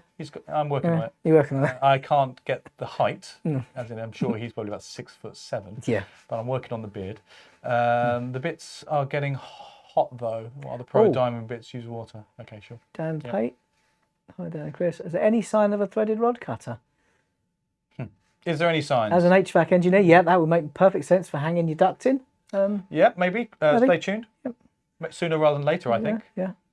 Vacuum pump. Yeah, cool. Yeah, exactly. Maybe one of the AMPShare partners. Actually, you know what? I mean, we're too busy doing live streams, staying late and doing training early in the morning. Yeah. Feel free to have a look at some of our AMPShare partners, and if you're obviously one of our hardcore fans, feel free to come back and let us know. Yeah. We would love to spare the time to have a look through some of the AMPShare partners and answer some of these questions. If we can't, feel free to do it for us, because you guys are just as good as us. There are GNF 18V. I saw someone else asking, are we going to have a new, are we going to bring out, not new, bring out a 18-volt wall chaser? Danny and I would like to have any wall chaser in the UK. Yep. There is a mains, there's two mains variants that are available in Europe, but not in the UK, and it's due to market pressure. Apparently not requested. I have one in a case in the storeroom, but it's not something that we stock currently in the UK. Yep, it's all to do with lack of demand, apparently. However, that doesn't mean that they're not developing an 18-volt one, and if an 18-volt one comes out, there's a good possibility that we could get it, because you don't have to worry about different plug types. So it's easier for us to bring what we call bare machines, as in machines with no batteries and chargers, into the UK market because the battery's a battery. Yeah. Yep. Will you make a cordless 18-volt, 300 feet fish tape for electricians? That'd be nice. That would be nice. We are still working on our electrician's tool bag. Yep. As you saw with our new range of electrical test tools that are just off camera there, we're really serious about making sure the electrician and the hydraulic tools as well. Make sure the electrician is served. It's not one of those tradies that unfortunately we haven't been looking after very well. Yeah, with our VDE now, our electrical testing tools, that'd be great. Fish tape would be perfect. Yeah. Yeah. Well, I can't focus on you too much, PF. You've got too many questions, but yes, there's a lot of that. A lot of your questions are always really great. Question: when can we expect voltage meter? In America, so London. Ooh. London. Was it London? Yeah, it's London. Again, that's a question that you might need to speak to your local Bosch representative or their maybe on their social media channels and ask them. I'd hope it wouldn't be too long, but again, I wouldn't imagine it'd be too difficult. But it's markets. I don't know what the safety regulations are about in a completely different region. Yeah, but lots of things can change like that, region to region. Yeah, true. But let us know. I mean, I don't know. Are there different regulations in the US? I bet there's some kinds. I'm sure there's some similarities as well. I think a lot of it is going to be demand and whether or not there's a big enough market in America yet for Bosch products generally. There's a lot of stiff competition in America, and obviously different wants and different needs, different. I don't know how to describe this other than there's different tribes. Yes. And popular, and obviously people are they have very much tribal fans. There's very strong competition in America as well, which obviously means it's harder for someone like Bosch to break into that market as much as, say, obviously in the UK. So it's a completely different There's space, quite a few more power tool brands over there than we've got over here that are playing in the same field. But an absolutely huge market. So it's one of those things that, don't worry, Bosch is serious about trying to get into America because it's a big market. Well, we're certainly present. Oh yeah, absolutely. I mean, World of Concrete in Vegas. I was going to say I wanted to go to World of Concrete, but I wasn't able to, unfortunately. I'd love to go. It looks great fun. If I could get someone else to play for it, it'd be great. Well, I'm working on it. You're working on it. Good. Okay, so I think there we go. It's about 7 o'clock. I think I padded out. Any more? Was that us done? Do you think, ladies and gents in the team? We're done now, Dharma, aren't we? So, look, guys, I think we had a really nice, laid back. Yeah, I think it was very productive Q&A. Yeah. We are promising to do more of these Q&As. At the moment, we currently look at doing them after a big launch. Yeah. That seems a bit more relevant. But actually, based on the interactivity we had with this particular Q&A, we might not need to attach it to new teas because a lot of the questions we had here weren't in necessarily relation to the new products, but every question we had, either the ones we gathered beforehand or the ones we had live today, they've all been pretty good and quite a wide variation of product and conversations going on. So I think we could probably do them, well, not following the new product launches. Yeah. Maybe we could just sprinkle them in. Yeah, I think so. Yeah, cool. Okay, so thanks, Dave. I'll see you next time as well. And thanks, Fenor. So, just 7 o'clock, you guys go and have a nice evening meal. Yeah. We'll think about whether or not we want to do later live streams and finish at 9 o'clock. We'll think about it. Yeah. Other than that, thank you very much from myself. And from me too. And thank you so much for watching. If you enjoyed this type of content or if you had any more questions, please let us know in the comments. And don't forget to like and subscribe.